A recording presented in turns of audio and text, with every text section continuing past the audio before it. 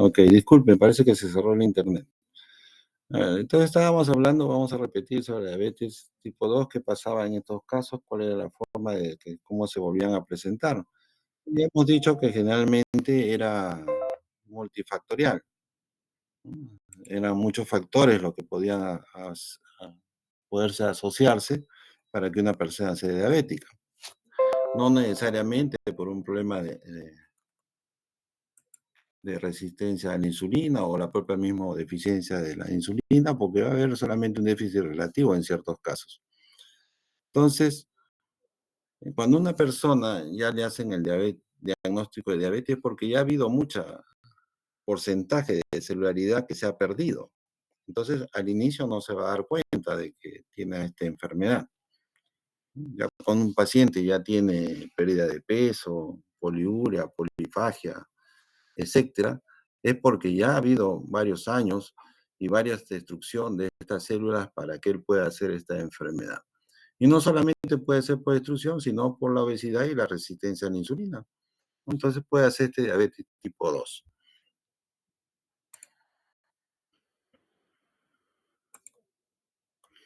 Entonces, generalmente, ¿qué va a pasar? Va a haber cambios a nivel de los valores de la glucosa, a nivel del día, puede ser en ayunas, puede ingesta de un alimento, y puede volver a su valor normal, pero generalmente estos estados de hiperglicemia son los que van a hacer el trastorno a nivel de los órganos o sistemas, ¿no? Entonces volvemos a repetir que la reducción del peso, ¿no?, es muy importante y favorable para este tipo de pacientes. Vamos a hablar ahora sí lo que va a pasar en el futuro, porque ya las complicaciones agudas van a hacer ustedes otras clases, ¿no?, con estos pacientes que tienen esta enfermedad. No todos los pacientes diabéticos, sobre todo tipo 2, porque los tipo 1 sí tienen un comportamiento y un seguimiento que va a ser como un patrón, ¿no? Porque se parece de muy joven, ¿no? Y ya a la edad de 30, 40, ¿no?, o antes van a tener estas complicaciones. Pero un paciente de tipo 2 tiene diferentes formas de presentar y hacer esta relación y estas enfermedades crónicas. Tal vez algunos de ellos no lo hagan, tal vez otros sí. Tal vez yo sea muy metódico y a pesar que sea muy metódico, inclusive con mi medicamento, haga complicaciones severas. Tal vez yo no sea metódico, no haga ningún tipo de requerimiento de dieta y tal vez no las presente. Entonces, existe esta contradicción en este tipo de enfermedad, sobre todo en los diabéticos tipo 2. Pero hemos dicho que esta enfermedad va a afectar todos los órganos. El único que se va a salvar es el aparato respiratorio. Y se le dice complicaciones, aunque es un mal término, pero generalmente son fases evolutivas de la enfermedad, podemos decir, ¿no? ¿No? Son un componente que se va a presentar y va a depender muchas veces, ¿no?, de la asociación de los estados de hiperglicemia en el tiempo, asociado tal vez pues también a sus factores genéticos, que son pues papá, mamá, hermanos consanguíneos que han tenido esta enfermedad. Y pueden pasar muchos años, pueden de 5 a 10 años, para que recién el paciente se dé cuenta que tiene síntomas. Muchos a los 40, 45 no se dan cuenta y ya son diabéticos. Entonces hemos dicho qué órganos se van a afectar. Se va a afectar el cerebrovascular, se va a afectar la vista, se va a afectar la- lo que es el sentido de la cavidad oral, sobre todo lo que es el sentido del gusto, va a haber problemas, dolores, ¿no?, a nivel tipo calambre en extremidades, las úlceras, etcétera. Vamos a conversar cada una de ellas en las siguientes para que ustedes vean qué va a pasar. Una de las complicaciones mayores es que estos pacientes hagan compromiso cardiovascular.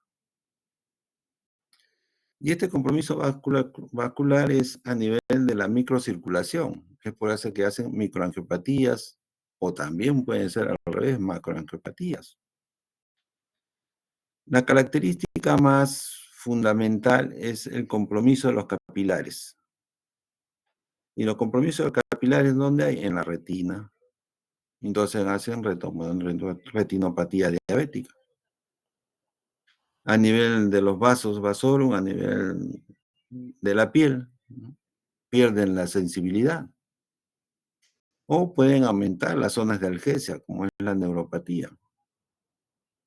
Yo le explicaba a mis alumnos del grupo que si ustedes eran capaces, pues, de tratar y de hincarse, ¿no?, la yema de los dedos todos los días, ¿no? Ustedes han visto una vez una lanceta, ¿no?, para poder sacar sangre, es como una aguja, ¿no?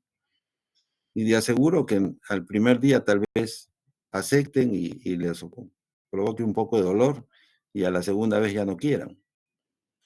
Entonces, el diabético, ¿por qué se acepta que todos los días le estén pinchando, pues, la yema de los dedos? Si con una simple, pues, lesión, una aguja o una grampa, pues, uno ya siente ya un dolor exquisito.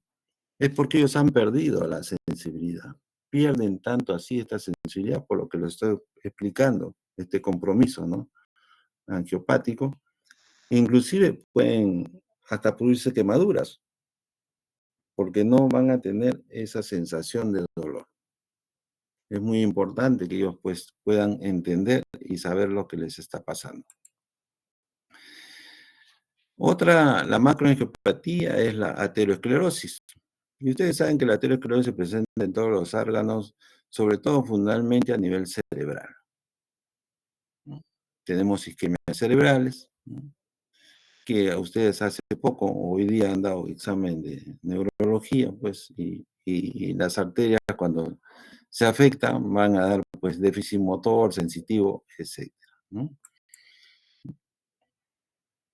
Estas arterias van a producir cuadros graves, sobre todo en las extremidades, porque va a haber una oclusión, ¿no?, a nivel del territorio sanguíneo, ¿no? Supongamos que se cierre la arteria femoral, la arteria poplitea, ¿no?, la arteria pedia. Entonces, al no haber circulación, ¿qué va a producir? Necrosis, ¿no? Y ustedes van a ver los cambios que produce la isquemia: dolor, frialdad, dolor intenso, y lo que es peor, las úlceras. Terminando en tratamientos, pues, totalmente a veces cruentos y limitantes para la función de una persona, con unas amputaciones inclusive de los miembros. Otro es que estos pacientes hagan estas oclusiones a nivel de las coronarias. Ustedes saben que hay una coronaria derecha, una izquierda, la izquierda con sus ramas, circunfleja, descendente anterior, etcétera. En cualquier parte de ellas se puede cerrar el vaso. Y generalmente estos pacientes no van a tener la isquemia crónica que ustedes conocen y me han explicado, ¿no?, que es el langor pectoris, el dolor precordial. Generalmente hacen isquemias silentes. Cuando usted le hace a un paciente diabético, se puede dar con la sorpresa de que ha tenido infartos en los cuales, o microinfartos, en los cuales no le ha dado repercusión y no le ha hecho caso y no tiene sintomatología, pero sí lo ha provocado, ¿no? Y vean ustedes aquí en las imágenes. Hemos dicho que estos pacientes, pues, van a tener pérdida del flujo sanguíneo. ¿Y cómo nos vamos a dar cuenta con la pérdida del flujo sanguíneo? Cuando hacemos la palpación de los pulsos. Y vemos que los pulsos, generalmente, las que más se afectan son las extremidades inferiores, pero eso no quiere decir que las superiores no puedan afectarse, también pueden afectarse. Va a disminuir cuando ustedes van a tocar el pulso, pues tal vez no lo sea muy débil o esté ausente. O que se presente como estos casos, ¿no?, que tengan el primer dedo del pie, ¿no?, una úlcera, que es una solución de continuidad, ¿no?, con una gran pérdida de la sustancia que puede ir de la piel hasta el tejido óseo. Incluso cuando ya no hay una irrigación, ponerse así oscuro, negro, ya es tejido muerto, ya es tejido necrótico, ¿no? Entonces, ese tejido ya no se va a recuperar. A pesar de que ahora hay nuevas alternativas de tratamiento como la plastía o las curas quirúrgicas, Esto debe hacerse antes de que se produzca esta lesión necrótica, porque una vez que hay una lesión necrótica, sobre todo si es una gangrena húmeda, pues va a poner en riesgo a su paciente y puede hasta fallecer si es que no se le hace un tratamiento quirúrgico totalmente, pues, extremo, ¿no? Nadie quiere perder una extremidad. Es ilógico, ¿no? Que alguien quiera perder porque es una invalidez, es incapacitante. Pero en estos casos, pues, no hay otra solución, ¿no? Inclusive esta isquemia se puede formar en la región genital y pueden dar el Fournier, ¿no? Entonces existe una clasificación, apréndanla bien, ¿no? Que es la clasificación de Wagner. La clasificación de Wagner, pues, es una clasificación que se creó, ¿no? Para ver el grado de lesión ulcerosa que se presenta, Megid Wagner, que se presenta, ya tiene muchos años de creación, que se presenta en la lesión. Si no tiene ninguna lesión, nada, todo está bien, solamente hay callos gruesos, no hay cierta deformidad ósea. Ustedes saben que el diabético va a hacer el pie de Charcot, al mes, ¿no? Se va a hinchar y va a perder lo que es la forma, ¿no? De la curva plantar, ¿no? Va a ser un grado cero. Si la úlcera solamente pues agarra lo que es la piel, ¿no? La dermis, pues el grado uno, y así sucesivamente va a ir avanzando. Si se profundiza, penetra la piel, la grasa, grado 2. Si ya hay más extensa y hay secreción, ¿no? Ya es un grado 3. Si hay gangrena, pero la gangrena está limitada, es grado 4. Y si es una gangrena extensa, pues ya grado 5, ¿no? ¿No? Entonces, lo que se trata es que no llegue a estos pacientes. Generalmente la úlcera de los pacientes, de ellos, se producen muchas veces por el roce, ¿no? Por el roce de la fricción de pisar. Y generalmente se presentan en la planta, ¿no? Del pie, por debajo del primer y segundo dedo, ¿no? Del pie. Y son úlceras realmente no dolorosas, que no secretan y que están totalmente secas, para que ustedes me puedan entender, y la pueden tener mucho tiempo ahí, ¿no? Yo les aseguro que si ustedes tuvieran una herida, pues no podrían ni pisar ni caminar porque les produciría dolor. En cambio, ya les he dicho, ellos pierden la sensibilidad y no la sienten, ¿no? Siguen con su vida normal, ¿no? Otro órgano que se afecta es la visión, la vista. Bueno, ellos van a perder la visión con el tiempo, a pesar de las nuevas alternativas de tratamiento, inclusive hasta la terapia biológica. Van a ser retinopatías, que es la más destacada, ¿no? Y pueden ser retinopatías proliferativas y también eh, puede haber desprendimiento de retina, comenzar a ver eh, en la vista como ciertas arañas, como si uno tuviera unas rayas negras que van pasando, que ese es el desprendimiento del humor vítreo. Hacen glaucoma, ¿no? Que es el aumento de la presión intraocular, y así sucesivamente van a hacer, ¿no? Diferentes patologías hasta llegar muchas veces a la pérdida de la visión, ¿no? Y aquí vemos cómo se van formando, ¿no? Tenemos unos vasos normales al costado, cómo se van edematizando, ¿no? Los vasos, ¿no? A nivel, a través de la retina, ¿no? Presencia de catarata, pues que también va a hacer de que tenga una visión opaca y pierda.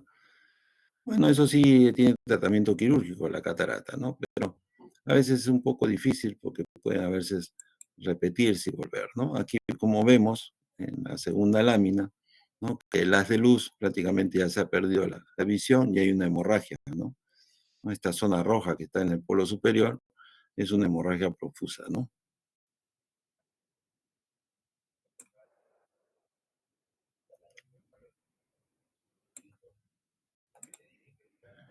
Estos pacientes hemos dicho que no solamente van a tener este problema a nivel visual, a través, ¿no? Del olfato, ¿no? Entonces también tenemos ahí vasos capilares, ¿no? ¿Quién no ha tenido una epístasis, ¿no? por excesivo calor, todo eso, ¿no? Ellos van a perder el sentido del olfato, o sea, no van a sentir los olores. A nivel de la cavidad oral, en la lengua, van a pedir el pérdida del gusto, o sea, no van a poder saber si es dulce, salado, ácido. Entonces, como que la comida a ellos es algo insípido, pero tienen que comerlo, ¿no? Entonces, como que va afectando. Pero esto quiere decir que no todos los diabéticos van a presentar esto, son las complicaciones que se pueden ver y se pueden observar. El 100% de pacientes diabéticos no van a hacer estas complicaciones. Solo algunos, ¿no?, van a hacer estas complicaciones. Y una complicación común es el daño renal, ¿no? El compromiso renal generalmente ya se sabe, es por una glomerulonefritis de tipo difuso. Hay una alteración de la membrana basal y puede haber pérdida de proteínas a través de ello. Y ustedes ya en el compromiso en semiología renal han visto que un paciente puede orinar, ¿no?, con espuma. Y una espuma, pues generalmente persistente, y eso es lo que hace el diabético y puede perder proteínas de gran peso molecular, ¿no?, a 3,5 gramos por 24 horas y hacer un síndrome nefrótico, que es una de las causas mayores de este síndrome. Pero ¿cómo yo mido que un paciente diabético esté perdiendo la función renal? Generalmente lo voy a hacer con el dosaje de albúmina, ¿no? Albúmina, la albuminuria. Para eso es lo único que me va a decir y me va a predecir si este paciente diabético va a hacer en el tiempo un compromiso renal y necesita pues darle un protector renal, que generalmente son los inhibidores de la enzima convertasa, ¿no? Convertidora, que generalmente se usa el captopril, el enalapril, ¿no?, para tratar a dosis baja, para tratar de proteger ese riñón y no llegue pues a, a esta fase terminal, en la cual, asociada a su diabetes, pues va a una etapa, por ejemplo, etapa 5, en la cual necesitan diálisis. Y es una causa de muerte, pues, frecuente y todavía, si es joven, mayor, ¿no? Y esto es lo que ven ustedes, lo que se produce, ¿no?, a nivel del glomérulo. Y ustedes saben pues, que un paciente nefrótico, por ende, pues va a tener edema, ¿no? Edema generalizado. Aquí es el daño renal con el compromiso, los porcentajes son los estadios de la falla renal, pues ya un menos del 15% en un paciente diabético, ahora se dice un menos del 20%, se dice, ¿no? Ya necesita diálisis, ¿no? Otro de los compromisos crónicos son los dolores que presentan, ¿no?, a nivel del área de los gemelos o óseos, que se puede extender hasta el cuádriceps, que son tipo calambres insoportables que se presentan durante todo el día, no hay reposo, no hay descanso de este dolor. Y que hace pues que nosotros, este trastorno no solamente sea por una microangiopatía, sino que hay un daño a nivel de los nervios periféricos, ¿no?, también en el sistema nervioso autónomo, y esto se habla de la neuropatía diabética. Difícil de controlar a pesar de los tratamientos analgésicos. Últimamente se está usando pues hasta antipsicóticos para poder tratar este compromiso y calmar el dolor, ¿no? Y como podemos ver acá tenemos qué va a pasar en el sistema nervioso central. Van a ser neuropatías, radiculopatías, todas las polineuropatías, distrofias. Es una enfermedad que va a ocasionar múltiples lesiones, pues, y al final, pues, este paciente va a tener mucho que a pesar de estar con su tratamiento antidiabético oral, pues puede realizarlo, ¿no? ¿No? Y aquí estamos viendo, ¿no?, estas líneas en las piernas, ¿no?, que están como tortuosas, que manifiestan más o menos, ¿no? Manifiestan más o menos la neuropatía, ¿no? La neuropatía, ¿no? Las úlceras acá en la lámina inferior, la ostolmopatía diabética, ¿no?, etcétera, ¿no? En nivel del sistema autosómico, también va a haber problemas Una afectación que hacen estos pacientes que es bastante problemática para ellos, ¿no? Es a través de la vejiga, ¿no? Hacen una vejiga neurogénica, pues, y puede haber episodios de, de no poder tener la sensación de miccionar, pues, y al final va a tener que terminar, pues, con una sonda vesical para poder que se pueda producir, o no sentir también y producirse la evacuación de la orina, ¿no? O sea, la incontinencia urinaria. Y generalmente los pacientes hacen, a nivel del trastorno digestivo, hacen alteraciones de la función. Pueden tener estreñimiento, diarreas, ¿no? Sobre todo nocturnas, ¿no? Y a veces es difícil de tratar esa diarrea de los pacientes diabéticos porque no hay un medicamento eficaz para que pueda controlarlas. También, ¿qué va a pasar? Como les hemos dicho, a nivel del pie va a haber una afectación y una modificación. Va a desaparecer el arco plantar, el pie se va a formar como un pie equino y vamos a hablar pues del famoso pie de Charcot.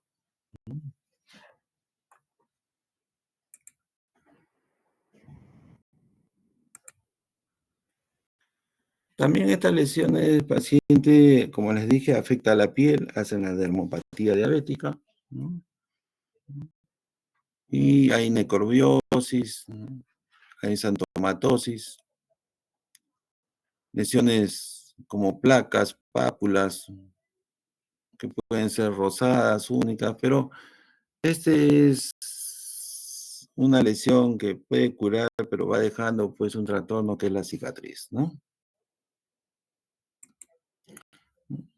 La necrobiosis linfotídica es, ¿no?, similares a las demás, ¿no? También placas, con zonas muchas veces de necrosis, ¿no?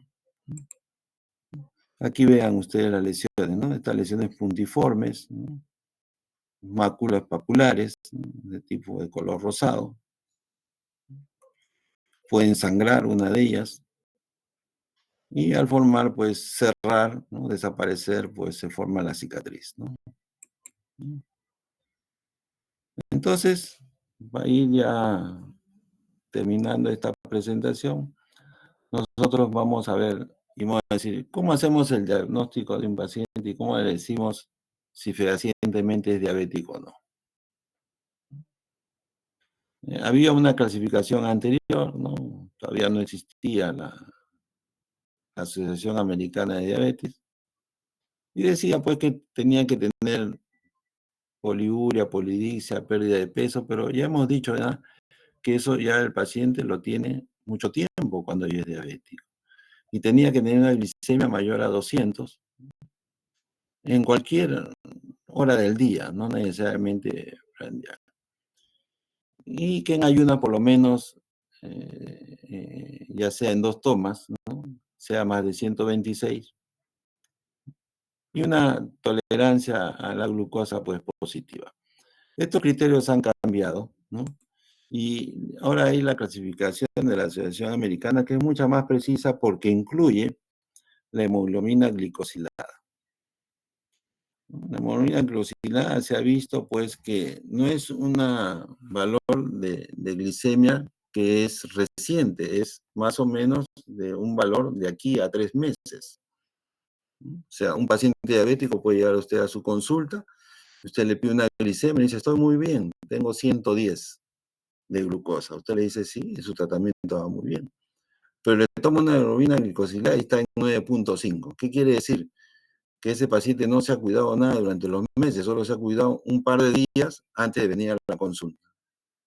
Entonces, era una mal forma de controlar a los diabéticos solamente con los criterios anteriores de la glicemia.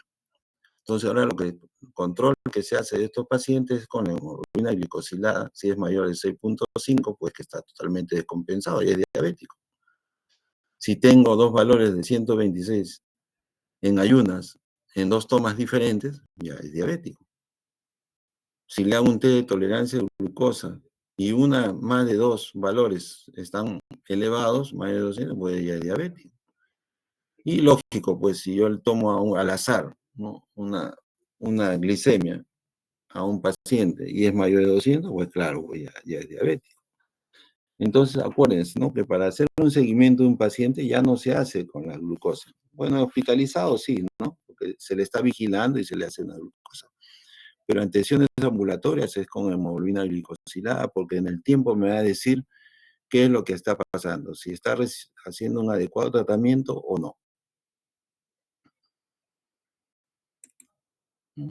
Bueno, aquí para que vean ustedes la bibliografía y si hay alguna pregunta la pueden realizar ahora, ¿no? Y gracias por esta presentación inicial. ¿Alguna pregunta? ¿Algo que no les haya quedado claro?